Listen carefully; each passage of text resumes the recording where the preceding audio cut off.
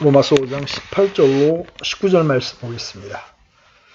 그러므로 한 사람의 범죄로 말미암아 심판이 모든 사람에게 임하여 정죄에 이른 것 같이 한 사람의 의로 말미암아 이 거저 주시는 선물이 모든 사람에게 임하여 생명의 칭의에 이르렀나니 한 사람의 불순종으로 말미암아 많은 사람이 죄인이 된 것 같이 한 사람의 순종으로 말미암아 많은 사람이 의로운 자가 되리라.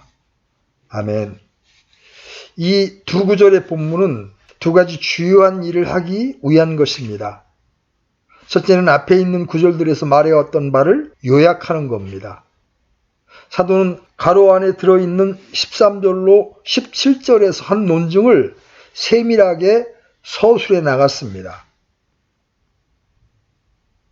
사도는 괄호 안에 들어있는 13절로 17절에서 한 가지의 논증을 세밀하게 서술해 나갔습니다.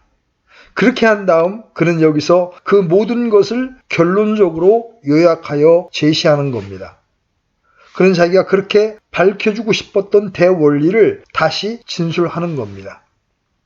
그러나 이 두 구절은 2차적인 기능을 동반하고 있습니다. 달리 표현하면 이 두 구절이 또 다른 방면에서 다루어진다는 거죠. 여러분은 이 위대한 문단, 즉 12절로 21절을 연구하기 시작할 때 먼저 이 문단의 급소를 이해하기 위해서 내용을 분해했다는 사실을 기억하실 것입니다. 만일 그것이 어떻게 대분되는지, 각각의 절이 다른 절과 또 전체와 어떻게 관계되는지 분명하게 알지 못하면 굉장한 혼란을 일으킬 수 있는 대목입니다. 바울은 12절에서 그러므로 한 사람으로 말미암아로 시작했습니다. 그래서 금방 연이어서 그렇다 하더라도가 나올 걸로 기대했을 겁니다. 그러나 그렇지 않습니다. 그렇게 하지 않고 그러므로 한 사람으로 말미암아 죄가 세상에 들어오고 죄로 말미암아 사망이 들어왔나니 이와 같이 모든 사람이 죄를 지었으므로 사망이 모든 사람에게 임하였느니라로 계속합니다. 그 다음 그 진술을 받을 짝이 되는 진술을 기대합니다. 그러나 그렇게 하지 않고는 대신 삽입문으로 괄호 안에 있는 진술을 대하게 됩니다. 사실은 13절로 17절까지에는 두 괄호가 있습니다. 처음 것은 13절로 14절인데 거기서는 12절의 마지막 진술, 모든 사람이 죄를 지었다는 것을 설명하고 주의하고 있습니다.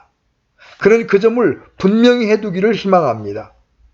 그 점은 한 구절만으로는 충분치 않을 정도로 중요한 것입니다. 그래서 율법이 오기 전에도 어떤 죄가 세상에 있었다는 것을 지적함으로써 그 점을 입증하는 것입니다. 그럼으로써 죽음의 보편성뿐 아니라 죄의 보편성을 입증하게 된 것이죠. 왜냐하면 사망은 죄의 벌이기 때문입니다. 이상이 첫 번째 괄호문입니다.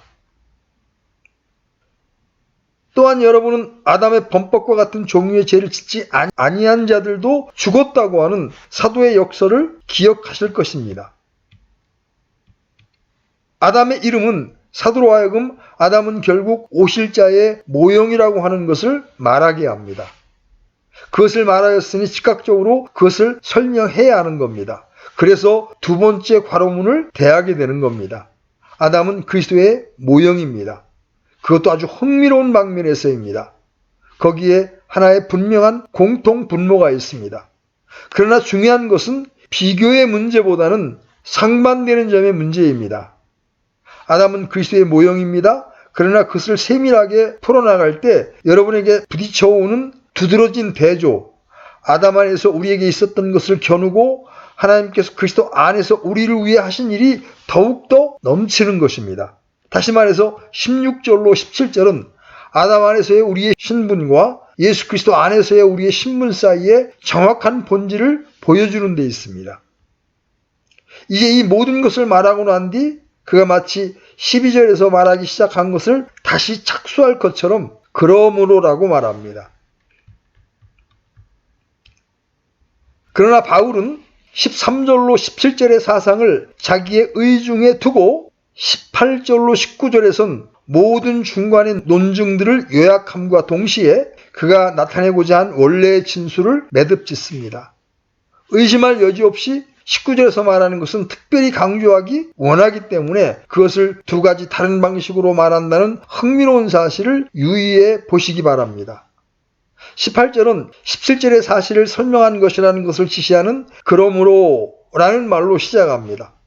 그러므로 이 문단 12절로 21절 어쩌면 5장 전체의 목적이 이신칭의의 완전성과 충족성을 보여주는 데 있다는 것을 스스로 상기한다면 이 문단의 내용을 확실히 포착할 수 있게 됩니다. 이신칭의는 확실하고 필연적인 결과를 가져옵니다. 사도는 이 점을 완벽하게 하고 있습니다. 그는 5장 1절에서 그러므로 우리가 믿음으로 의롭게 되어 우리 주 예수 그리스도를 통해 하나님과의 화평을 누리는도다는 말로 시작했습니다. 그리고 나서 사실상 동일한 진술을 각 절마다 해서 정교화시켜 왔으며 그 모든 것의 절대적 확실성을 입증하여 제시했습니다. 이신칭의는 우리가 포착할 수 있는 가장 심오한 진리 중에 하나입니다. 그러나 사도는 역시 우리들이 그것을 알 것을 열망합니다. 만일 우리가 의롭다함을 얻었으면 우리의 최종에까지의 구원은 확실하고 분명하다는 것과 아무것도 구원을 빼앗아갈 수 없고 그것을 가로막을 수 없다는 것을 알기를 열망한 것입니다. 그리고 사도는 8장까지의 절정에 이르기까지 계속 이 점을 말하고 논증해 나갈 것입니다. 8장 마지막에서 내가 확신하노니 사망이나 생명이나 선사들이나 정사들이나 권능들이나 현재 있는 것들이나 장래 있을 것들이나 높음이나 깊음이나 다른 어떤 창조물이라도 능히 우리를 그리스도 예수 우리 주 안에 있는 하나님의 사랑에서 떼어놓지 못하리라고 합니다. 우리란 누구입니까? 그리스도 예수 안에서 의롭다함을 받은 사람들입니다. 5장, 6장의 대주제는 구원의 확신입니다. 우리는 결코 그 점을 망각해서는 안 되며 5장 12절 이하에서 성화를 거론한다고 하는 다른 추측에 의해서 잘못 인도되는 일이 없어야겠습니다. 바울의 주제는 믿음으로 의롭다함을 받은 자들의 경우에 있어서의 구원의 확신, 구원의 확실성과 최종성입니다. 그리고 그것이 어떻게 그렇게 되는가에 대한 것입니다. 특별히 이 대목에서의 사도의 논증은 우리가 그리스도 안에 있다면 우리의 구원이 확실하고 분명하다는 것입니다. 9절로 10절에서 말하는 바와 같이 우리는 그분의 생명 안에 있습니다. 그분의 죽음의 결과가 그렇게 크다면 그분의 살아나심에 의해 성취된 것이 얼마나 더하겠느냐는 것입니다. 우리는 그분의 생명 안에 있습니다. 우리는 그리스도 안에 있습니다. 이것이 사도적 논증의 배경입니다. 제가 그 점을 재차 강조하고 있는 것은 바울 자신이 그렇게 하고 있기 때문입니다. 그는 그것을 철저하게 확인했습니다만 다시 한번 18절로 19절에서 더 아주 분명하게 나타냅니다. 그 이유인즉 체험적인 입장에서 또한 우리가 아직 이 세상에 있을 동안에 우리의 행복과 기쁨을 위해서 우리가 이 진리를 파악하는 것은 아주 중요하다는 것입니다. 이것이 구원의 확신을 누리는 길입니다. 그가 그것을 자세히 반복해서 말하는 것은 바울이 로마 신자들이 구원의 확신을 소유하기를 너무나 갈망했기 때문이었습니다. 우리가 명심해야 할 원리는 하나님께서 이 구원의 문제에 있어서 개별적으로 우리를 다루시기도 하지만 우리는 연대적으로 또한 한 총체의 한 부분들로 취급하시기도 한다는 것입니다. 주 예수 그리스도는 그분의 백성들을 위해서 죽으셨습니다. 그 백성은 하나님께서 그분께 주셨습니다. 우리는 이 백성들의 구성원이 되었습니다. 아담이 한 일이 그의 백성들을 위해 확실한 결과를 가져왔듯이 그리스도께서 하신 일도 그분의 백성을 위해서 확실한 결과를 가져옵니다. 우리가 한 백성에게 속해 있으며 아담이 우리의 연대적 머리였던 것 같이 주 예수 그리스도는 그분의 백성의 연대적인 머리요 대표라는 개념을 붙잡아야 합니다. 여기서의 바울의 논증은 하나님께서 언제나 인류를 이러한 연대적인 방식으로 취급하셨다는 것입니다. 즉 한 머리, 한 대표로 말미암아 첫째 아담과 둘째 아담을 통해서 인류를 다루셨다는 것입니다. 이와 같이 사도가 다시 우리에게 지적해 주려고 하는 것은 아담 안에서의 우리의 존재와 그리스도 안에서의 우리의 존재 사이의 차이입니다. 무엇보다 먼저 우리는 아담 안에서 일어났던 일을 살펴봅시다. 그는 18절에서 그것을 이렇게 지적합니다. 그러므로 한 사람의 범죄로 말미암아 심판이 모든 사람에게 임하여 정죄에 이른 것 같이 한 사람의 의로 말미암아 이 거저주시는 선물이 모든 사람에게 임하여 생명의 칭의에 이르렀나니. 사도가 말하고 있는 것은 아담의 한 범죄 때문에 전 인류가 죄인 취급을 받았다는 것입니다. 12절에서 바울이 말한 것은 그러므로 한 사람으로 말미암아 죄가 세상에 들어오고 죄로 말미암아 사망이 들어왔나니 이와 같이 모든 사람이 죄를 지었으므로 모든 사람에게 사망이 이르렀다는 것입니다. 그러나 이 18절에서 다시 한 사람의 범죄로 말미암아 사망이 한 사람을 통해 군림하였을진대 라고 말합니다. 아담의 한 죄 때문에 우리 모두는 심판 아래에 있고 그것은 정죄의 심판입니다. 우리는 모두 죄인으로 취급되며 죄인들에게 온 심판과 징벌이 모든 사람에게 선고되었습니다. 이것이 18절의 첫째 진술입니다. 그러나 19절의 상반부에서 그것을 다루고 있습니다.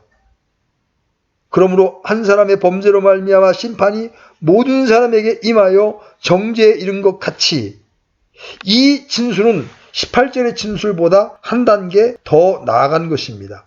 18절은 아담의 이 한 범죄 때문에 모든 사람이 죄인 대우를 받는다는 것입니다. 19절의 진술은 더 나아가서 모든 사람이 죄인 대우를 받았을 뿐 아니라 모든 사람이 죄인으로 여겨졌다는 것입니다. 바울의 표현은 모든 사람이 죄인 되었다는 것입니다. 영어 표현에 의하면 is made sinners. 여기서 되었다라는 이 표현은 중요한 말입니다. 이미 언급한 바 있지만 그 말이 이 논증에서 중요한 부분이기 때문에 다시 한번 상기시켜 드리는 겁니다. made로 번역된 단어는 영어가 함축하는 것보다 훨씬 더 강합니다. 그 말은 어떠한 신분으로 규정짓다, 어떠한 범주에 넣다, 또는 어떤 특정한 신분으로 임명되다는 것을 의미합니다. 하나 예를 들어보겠습니다. 누가복음 12장에서 보면 어느 때 주님께서 전도하고 계실 때 잠깐 멈추시는가 했더니 어느 사람이 뛰어나와서 말합니다. 선생님이여, 내 형제에게 말씀하사 그가 나와 상속재산을 나누게 하소서. 그때 우리 주님은 이 사람을 보시면서 말씀하십니다. 사람아, 누가 나를 너희의 재판관이나 나누는 자로 삼았느냐? 여기서 메이드로의 번역은 누가 나를 임명했느냐, 또는 누가 나를 너희의 재판장이나 나누는 자로 규정하였느냐, 누가 나를 재판장의 신분 또는 지위에 넣었느냐는 뜻입니다. 메이드에 해당되는 같은 단어가 지금 18절에서 사용되고 있고 똑같은 의미로 사용됩니다. 우리는 그것이 필연적이라는 것을 이해해야 합니다. 즉, 한 사람의 불순종으로 많은 사람이 죄인으로 지정된 것입니다. 더 나아가 죄인이란 말을 강조해야겠습니다. 바울은 많은 사람의 가능성을 암시하도록 죄짓기 쉬운, 영어로 sinful 이렇게 말하지 않고 많은 사람이 죄인 되었다고 합니다. 형용사가 아니라 명사를 사용했습니다. 아담의 불순종 때문에 전 인류가 죄를 짓기 쉽게 되어 자칫하면 죄를 짓는다고 말하지 않습니다. 그들이 죄를 짓기 쉽기 때문에 그들이 죄를 지었거나 그들이 죄를 지었기 때문에 심판을 받은 것이라고 말하지 않습니다. 그는 아담의 한 범죄 때문에 모든 사람이 하나님에 의해 죄인으로 정해졌고 죄인으로 여겨졌음을 역설합니다.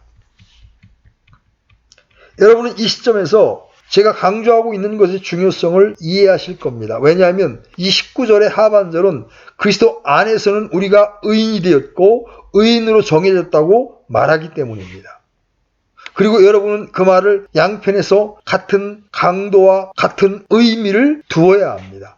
만일 우리가 이쪽에서 충분하게 강조점을 주지 못하면 저쪽에서 어떻게 충분한 강조를 줄 수 있겠습니까?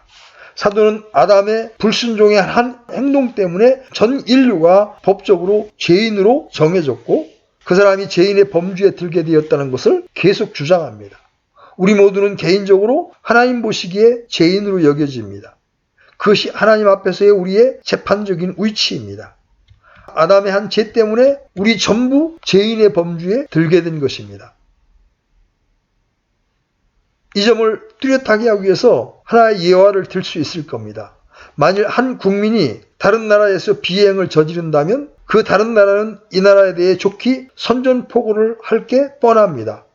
여러분과 제가 그런 비행을 저지르지 않았는데도 그 비행이 아무 일도 하지 않았으면서 그 다른 나라는 선전포고를 하고 우리는 국제법상 그 나라의 적이 되는 겁니다. 그것이 하나의 법률적인 일입니다. 사도에 따르면 바로 그런 일이 우리에게 일어났다는 것입니다. 하나님 앞에서의 우리의 지위란 재판상으로 죄인의 신분이 된 것입니다. 그리고 우리가 죄인된 것이 우리 편에서의 어떤 개인적인 행동에 의해서가 아니라 전적으로 첫사람 아담의 불순종에 의한 것이라고 하는 사실에 주의하십시오. 사도는 이 점을 13절에서 여기에 이르기까지 반복했습니다. 그가 그렇게 한 것은 그것이 분명히 그의 중추적인 사상이기 때문입니다. 그것은 13절과 14절에서 만나게 됩니다. 사도는 아담의 타락과 그 결과에 관해서 영아들의 경우를 거론함으로써 그 진술을 매듭짓습니다. 왜 영아들은 죽었는가? 그의 대답은 사망은 언제나 죄에 대한 보상이라는 것입니다. 그러므로 영아가 죽었다면 그것은 그 영아가 죄를 지었기 때문이라는 것입니다. 그러나 영아들은 개별적으로 아무것도 하지 않았습니다. 그런데 왜 그는 벌을 받아야 하는가? 해답은 모든 사람이 죄를 지었기 때문입니다. 저는 이미 그것이 죽은 모든 영아들은 반드시 지옥에 갈 것이라고 하는 것을 의미하지 않는다는 것을 명백히 했습니다. 그것은 모든 영아들이 태어나는 순간부터 죄인으로 규정되었다는 것을 의미하는 겁니다. 하나님께서 그분의 구속의 은혜를 적용시키는 것은 별도의 문제입니다. 첫째 사망의 문제와 둘째 사망의 문제를 구별시켜 적용할 수가 있는 겁니다. 우리가 붙잡아야 하는 것은 아담 이후 여인에게서 난 자마다, 물론 영아들을 포함해서죠, 죄인의 범주에 들게 되고 그렇게 규정되었다는 점입니다. 그러나 그리스도 예수는 유일한 예입니다. 우리가 죄인인 것은 우리가 죄짓기 쉬운 본성을 가지고 있거나 죄행을 저질렀기 때문에서가 아닙니다. 그것은 그 다음의 일입니다. 우리가 죄의 성품을 가지고 죄행을 저지르는 것은 우리가 죄인이기 때문에 된 것입니다. 바울이 역설하는 것은 아담의 한 불순종으로 말미암아 인류 전체가 죄인으로 규정되었으며 죄인의 범주에 들게 된 것입니다. 죄의 본성, 부패, 오염, 결과적인 행동은 단지 후차적인 심판의 몫이요, 심판이 일어나는 형태입니다. 우리가 아담의 불순종의 한 행동 때문에 우리가 모두 죄인이었다고 하는 것을 이해해야 함은 실로 중차대한 것입니다. 이와 같이 이것은 하나님의 재판상의 선고입니다. 하나님은 사람을 만드시고 아담을 전 인류의 대표로 지명했습니다. 그분은 그렇게 할 완전한 권리를 가지셨던 겁니다. 하나님은 인류 전체가 첫사람에 의해 대표될 것과 그 사람의 행동의 열매를 전 인류가 같이 누려야 함을 선언하셨던 겁니다. 그래서 아담이 범죄했을 때 하나님은 그분께서 하리라고 하셨던 일을 하시고 아담의 모든 후손을 죄인으로 규정하신 것입니다. 우리는 모두 아담 안에서 함께 있었습니다. 왜냐하면 그는 우리의 연대적인 머리요 대표였기 때문입니다. 그러므로 하나님은 모든 사람들이 죄인인 것을 선언하셨습니다. 사도는 이것이 사실임과 그것이 논박될 수 없음을 선포합니다. 여러분이 죄의 보편성과 구원의 보편성이라는 쌍생아적인 사실로 혼란을 겪고 있기 때문입니다. 우리 모두 아담 안에서 죄를 지었고 하나님에 의해서 죄인들로 선언되었다는 이 크고 엄청난 근원적인 사실을 제외하고서 어떻게 죄와 사망의 보편성을 설명할 수 있겠습니까? 이것은 아담 안에서 우리에게 있었던 일입니다. 우리는 이쪽에서 수쪽으로 옮길 수 있는 것에 대해 하나님께 감사합시다. 그리스도 안에서는 어떤 일이 일어났습니까? 사도가 다음으로 나타내고자 강조하는 것은 바로 그것입니다. 그는 그들에게 이것의 확실함을 제시하고 싶어 합니다. 사실상 그는 이렇게 말하고 있는 셈입니다. 아담 안에서 여러분에게 일어난 것이 사실이듯이 그리스도 안에서 여러분에게 일어난 일도 역시 사실이라는 것을 알라. 만일 한쪽이 확실했다면 다른 한쪽도 동시에 확실하다는 것을 인식하라. 아니 더욱더 확실한 것을 알라. 왜냐하면 여기서는 하나님의 진노와 심판이 아니라 하나님의 은혜가 들어오기 때문이다. 이것이 사도의 논증입니다. 위대한 진리는 우리가 존재하고 우리가 가진 모든 것은 이 둘째 사람의 순종에서 나온 것이라는 점입니다. 구원의 모든 선물은 오직 전적으로 예수 그리스도의 순종 때문에 우리에게 옵니다. 우리의 구원은 전적으로 그분의 것이요 그분으로부터 오며 그분 안에 있습니다. 나의 나됨이 전적으로 아담에게서 나왔듯이 내 모든 의와 나의 그리스도인됨은 전적으로 주 예수 그리스도로부터 옵니다. 이 모든 것의 당연한 귀추는 만일 여러분이 구원의 확신을 가지기 원하면 여러분의 감정에서부터 시작하지 말고 여러분의 이해로부터 출발하라는 것입니다. 감정은 그 다음에 오는 것입니다. 확신을 얻는 길은 무엇을 얻으려고 애쓰는 것이 아닙니다. 이 객관적인 진리를 파악하는 것입니다. 아담 안에서 여러분 자신을 살펴보십시오. 비록 여러분이 아무것도 하지 않았을지라도 여러분은 죄인으로 선언되었습니다. 그리스도 안에서 자신을 바라보십시오. 그리고 비록 여러분이 아무 일도 하지 않았지만 의롭다는 선언을 받는 것을 아십시오. 그것이 바로 평행점입니다. 우리는 우리의 행위를 생각하는 것을 모조리 제거해 버려야 합니다. 자랑할 것이 아무것도 없습니다. 우리는 아무 일도 하지 않았습니다. 우리가 우리 된 것, 우리가 가지고 있는 모든 것은 한 사람 우리 주님의 순종하심의 결과들입니다. 우리 주님의 순종하심보다 더 영광스러운 주제는 없습니다. 그분의 자발적인 순종을 먼저 고려해 보십시오. 그분은 한 여자에게서 나셨습니다. 그분은 율법 아래 나셨습니다. 그분은 그 아래에 오신 겁니다. 하나님의 아들로서 성부와 함께 율법을 제정하신 그분이 우리를 구속하기 위해 자신을 그 율법 아래로 굴복시키셨습니다.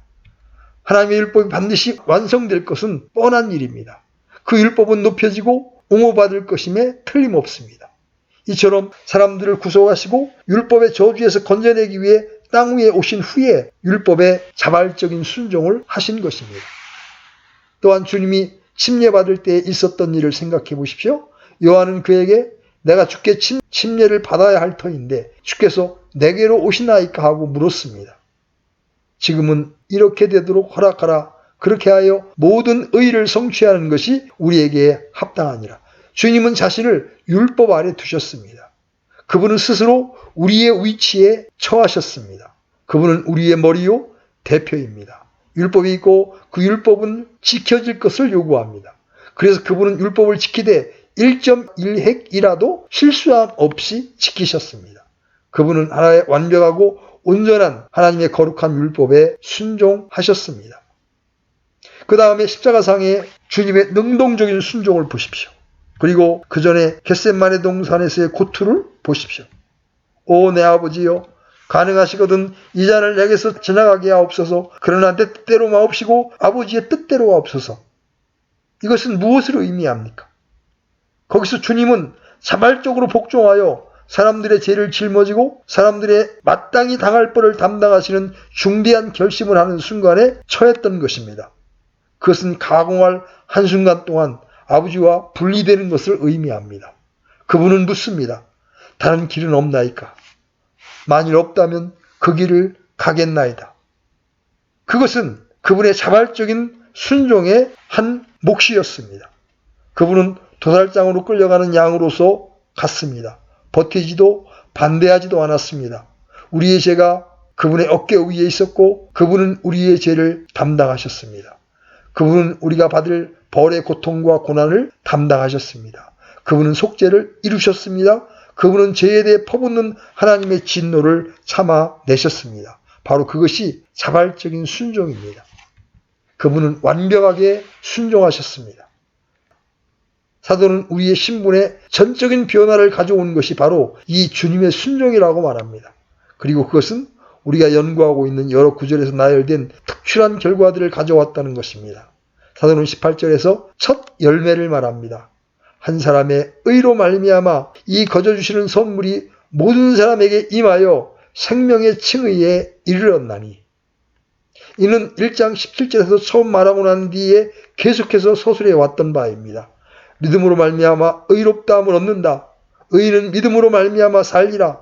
우리가 알아본 바로 이것은 하나님께서 우리를 용서하시고 우리의 범과를 완전히 씻어주시는 것입니다. 그러나 그것 이상입니다. 그것은 하나님께서 우리를 의롭다고 선언하시는 것 이상입니다. 한 사람의 범죄로 말미암아 사망이 한 사람을 통하여 군림하였을진데 은혜와 의의 선물을 넘치게 받는 자들은 한 사람 예수 그리스도를 통하여 더욱더 생명 안에서 군림하리라. 칭의는 사죄뿐 아니라 우리가 사망의 영역에서 완전히 벗어난 것도 의미합니다.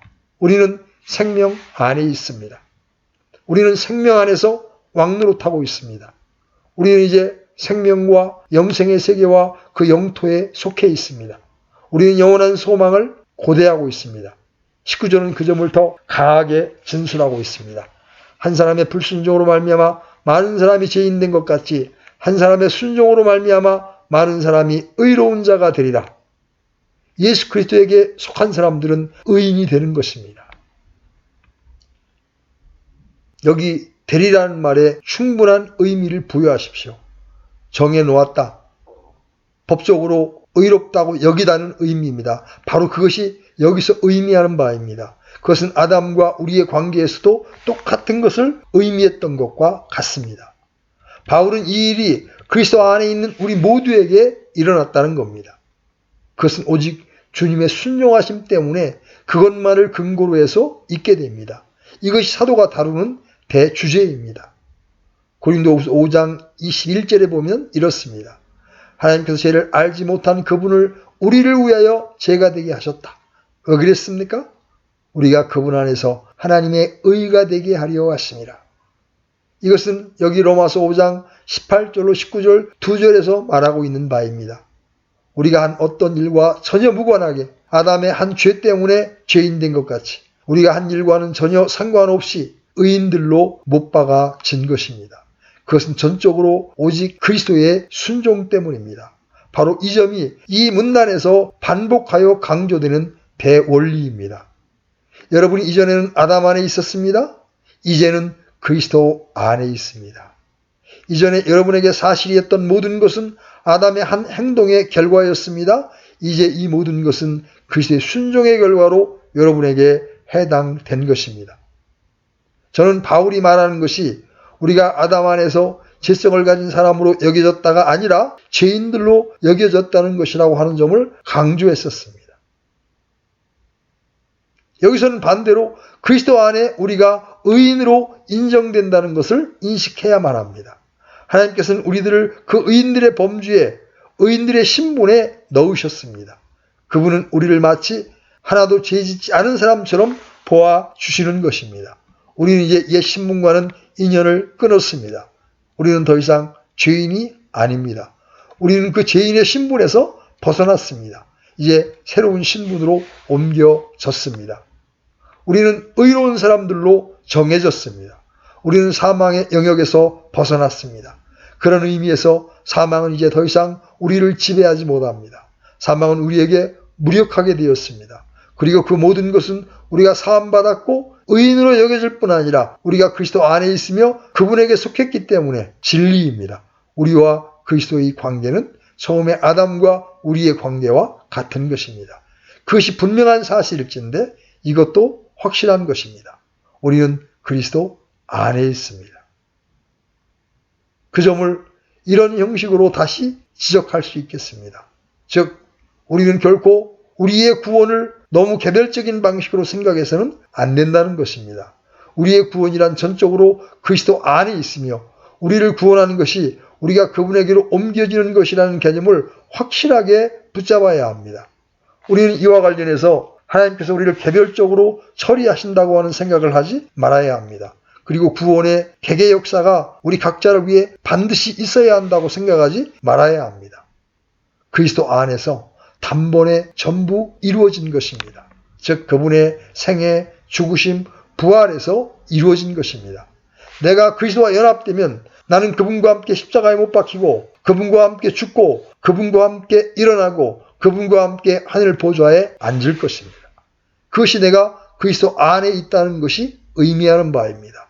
이것이 그것을 보는 방법입니다.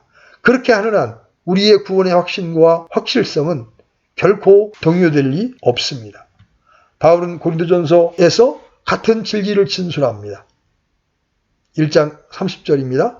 그러나 너희는 하나님에게서 나서 그리스도 예수님 안에 있고 예수님은 하나님에게서 나사 우리에게 지혜와 의와 성별과 구속이 되셨으니 그것은 모두 그 안에 있습니다. 내가 그 안에 있으면 그 모든 것은 내 것이 됩니다. 아담의 그 한 죄가 내게 그렇게 많은 것을 가져다 준 것 같이 그리스도의 순종이 내게 더욱더 많은 것을 가져다 줍니다. 내가 전적으로 그리스도 안에 있으면 그분은 나의 의롭다함과 내 의와 내 성별과 아울러 최종적인 구속이 됩니다. 나는 그리스도를 쪼갤 수 없습니다. 그분은 한 분 그리스도이십니다. 만일 내가 그분 안에 있다면 그분의 모든 복락이 내게 옵니다. 바로 그것이 논증입니다. 내가 그리스도 안에 있기 때문에 하나님에 의해 의인으로 인정됩니다. 나는 의롭게 인정됩니다. 그리고 이 모든 것을 행하신 이가 하나님이시고 나를 의인으로 규정하신 분이 하나님이시기 때문에 이전에는 나를 죄인으로 규정하셨지만 그것이 하나님 자신의 재판적인 처사이기 때문에 나의 구원이 확실하고 안전하고 어떤 것도 그 구원을 바꿔놓을 것이 있을 수 없다는 것은 너무나 명백합니다. 하나님이 나에 관해서 재판의 온도를 내리셨다면, 즉 다시 말해서 내가 그리스도 안에 있다는 이유 때문에 나를 의인으로 간주하신다면 나는 확실히 의인입니다. 그러나 좀 더 나아가 언제나 나는 의인일 것입니다. 이렇게 말할 수도 있습니다. 그러나 내가 내일 죄를 짓게 되면 그래도 난 의인이라고 대답합니다. 내가 내일 죄를 지을 수 있다는 사실이 하나님에게서 내 지위가 변화되고 되돌아가서 전처럼 아담 안에 있게 된다는 걸 의미하지 않습니다. 여러분의 신분에 관한 한 그 전의 신분으로 되돌아갈 수 없습니다. 그러한 생각조차 불경스러운 것입니다. 우리는 아담 안에 있든지 아니면 그리스도 안에 있습니다. 그리고 바울은 다음 두 주에서 보여줄 것이지만 특별히 6장, 7장에서는 더욱더 명백히 보여줄 것입니다. 비록 그리스도 안에 있는 내가 죄 지을 수 있다 하더라도 율법 아래로 되돌아가지 않는다는 것입니다. 율법과는 영원히 관계를 끊은 것입니다. 바로 그 점이 옛 것들 가운데에서 가장 중요한 것 중 하나입니다. 그리스도인은 그런 의미에서 율법과 관계를 끊은 것입니다. 그는 이제 더 이상 율법 아래 있지 아니합니다. 이것은 그리스도인이 율법을 지키지 말아야 한다는 뜻이 아닙니다. 그가 율법 아래 있지 않다는 뜻입니다. 우리는 절대로 이에 대해서 명백해야 합니다. 나는 의인으로 규정되었습니다. 그것이 하나님께서 나를 여겨주시는 방식입니다. 나는 이제 그분의 가족입니다. 나는 이제 그분의 자녀요. 이제 내가 죄를 지을 때 다시 율법을 거역하여 죄 짓는 것이 아니라 하나님의 사랑에 대해 죄 짓는 것입니다. 그것은 이제 더 이상 죄수의 행위가 아니라 자녀의 행위입니다. 지금 우리가 실패하는 것은 사랑의 관계에 관련된 것입니다. 전반적인 상황이 다른 겁니다. 내가 죄를 지을 때 의인됨이 멈추는 것이 아닙니다. 비록 내가 무가치한 자라 할지라도 여전히 나는 의인입니다. 하나님께서 그것을 선언하셨습니다. 그분은 거기서 나를 세우시고 나를 그 범주에 넣으셨습니다. 여러분은 그 범주를 벗어날 수 없습니다. 한때는 의인 중에 있다가 다음에는 아담 안에 있다고 하는 것을 상상해 보는 것이 얼마나 개의한 것인가를 모르십니까? 그 사상은 어리석고 물론 전적으로 비진리입니다. 하나님께서 이 선언을 하실 때, 하나님께서 우리를 이런 식으로 의롭다 하실 때 우리는 의롭고 그리스도 안에 있는 것입니다. 바로 이것이 우리의 새로운 신분입니다. 아무도 그의 손에서 빼앗을 자가 없을 것입니다. 아무것도 그리스도 예수 우리 주 안에 있는 하나님의 사랑에서 끊을 수 없습니다. 이상이 이 중대한 구절의 논증입니다. 이것은 바울의 주장의 요약입니다. 여러분이 아담 안에 있었을 때 아담의 불순종의 행동은 모든 악과 비애를 불러왔던 것과 같이 이와 같이 그리스도 안에 있기 때문에 그분의 순종 하나만이 말할 수 없는 축복을 가져오게 된 것입니다. 사도는 고린도 신자들에게 모든 그리스도인의 일이 결국 심판을 당하며 만일 사람이 지포로나 덤불로나 자기 집을 지었으면 그것은 타버릴 것이나 그런데도 자기 자신은 불 가운데에서 구원을 받은 것과 같다고 했습니다. 다시 말하면 그는 의인이기 때문에 구원을 받는다는 것입니다. 비록 그의 모든 지은 것이 쓸모없게 되고 결국 견고하지 못한다 하더라도 그 자신은 서서 불 가운데에서 구원을 얻는다는 것입니다. 바로 그것이 그리스도인들인 저와 여러분들이 소유하고 있어야 하는 것입니다. 사도는 이 모든 것을 쓴 다음 그것을 우리에게 상기시키기 위해서 여러 번에 걸쳐서 같은 요점을 반복합니다. 왜 사도는 계속해서 우리가 죄인된 것은 아담의 한 죄 때문이라고 말합니까? 왜 사도는 19절에서 죄인 되었다고 말함으로써 그 점을 그렇게 노골적으로 서술합니까? 설명은 오직 유일한 것입니다. 즉 우리가 저쪽, 즉 그리스도의 편을 분명히 알게 하기 위해서입니다. 그리스도의 순종의 결과들은 아담의 불순종으로 결과된 것들만큼 아니 더욱더 확실하다는 겁니다. 그럼 그 결과는 무엇입니까? 우리는 의인의 해중에 들게 된 것입니다. 또 우리는 그리스도 안에 있습니다. 그리고 그 그리스도의 생명 안에 있고 그 백성의 살아있는 머리와 연합하게 되고 우리의 영원한 미래가 안전하게 보장되는 것입니다. 그것을 탈취해 갈 것이 하나도 없습니다. 이로부터 그 논증을 정말 인식했는지 그렇지 않은지를 테스트하는 방법이 나오게 됩니다. 여러분은 구원의 확신을 가지고 있습니다. 아직도 여전히 난 확신한다고 말하기를 꺼려한다. 왜냐하면 내 자신을 믿을 수 없기 때문이다. 난 내일이나 후년에 죄를 지을 수 있어. 이런 투로 말하는 것은 곧 논증을 이해하지 못했다는 것을 단적으로 고백하는 것입니다. 여러분과 저의 구원은 오직 전적으로 그리스도의 순종하심에 근거한 것입니다. 그러나 그것은 우리 들어가서 죄 지으라고 소청하는 것이 아닌가 하고 어떤 분이 반문하실지 모르겠습니다. 그러나 그것은 정확히 바울과 그의 교훈에 관해서 사람들이 말하고 있는 투입니다. 바울은 6장 1절에서 이렇게 말합니다. 은혜가 넘치게 하려고 우리가 죄 가운데 거하겠느냐? 다시 말하면 만일 여러분이 마치 반율법주의를 전도하고 있는 것처럼 들리게 하지 못한다면 여러분은 복음을 전도하고 있는 것이 아닙니다. 복음은 순전히 도덕적인 사람에게는 위험하게 들립니다. 그러나 그것은 위험한 것이 아닙니다. 왜냐하면 그리스도 안에 있는 사람은 그같이 주장하지 않을 것이기 때문입니다. 그리스도 안에 있는 사람은 이 놀라운 진리를 알고 어찌나 놀라고 기뻐하든지 그것을 받기에 필요한 어떤 노력도 드릴 필요가 없을 것입니다.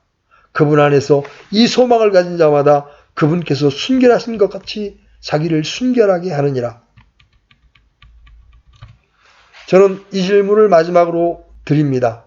여러분은 이 논증을 파악했습니까? 여러분은 정말 그리스도 안에 있는 자신을 보았습니까? 여러분 자신을 단순하게 보지 마십시오. 그리스도 안에 있는 자신을 보십시오. 왜냐하면 여러분이 바로 거기에 있기 때문입니다. 여러분은 그분께로 옮겨졌고 접붙여졌고 그분 안에 있습니다. 그래서 여러분은 의인이 된 것입니다. 하나님께서는 여러분을 바로 그런 식으로 보시는 것입니다. 하나님은 더 이상 여러분을 죄인으로나 아담 안에 있었던 것으로 보시지 않습니다. 복음의 전체 요지는 바로 그것입니다. 여러분은 다시는 자신을 죄인으로 보아서는 안 됩니다. 여러분은 죄인이 아니라 하나님의 자녀입니다. 여러분은 실패하고 실수하는 자녀입니다. 그러나 더 이상 죄인은 아닙니다. 여러분은 비참한 죄인이 아닙니다. 왜냐하면 그리스도인이 자신을 비참한 죄인이라 부르는 것은 이 전체 논증을 부정하는 것이기 때문입니다. 그는 비참한 죄인이었습니다만 이제는 의인입니다. 여러분이 죄에 떨어지고 실수할 때 여러분은 가족의 영역에서 사랑의 관계에서 그리하는 것입니다. 하나님께 감사하십시다. 죄를 지은 자도 자기의 신분을 바꾸지 않습니다. 그의 서 있는 위치는 변하지 않습니다. 하나님께 대한 관계도 변하지 않습니다. 언제나 자신을 오직 전적으로 그리스도 안에서 보십시오. 마치 전에 오직 전적으로 아담에 있었던 것처럼 말입니다. 여러분은 제가 느끼는 것처럼 느끼십니까? 저는 하나님께서 그분의 성령으로 말미암아 바울 사도로 하여금 아담과 그리스도에 관한 이 요점을 강조하게 하신 것을 감사합니다. 또한 우리가 아담의 죄 때문에 우리 모두가 죄인들이었다는 것도 강조하게 하셨습니다. 그것은 결국 우리로 하여금 난 의인이야. 내가 알고 있는 내 자신이 그렇다 할지라도 나는 그리스도 안에 있기 때문이다. 난 이제 더 이상 죄인이 아니다. 나는 의인으로 못 박아섰다. 이렇게 고백할 수 있게 된 것입니다. 이것이 바로 하나님께서 예수 그리스도를 통하여 우리에게 주신 은혜의 선물입니다. 아멘.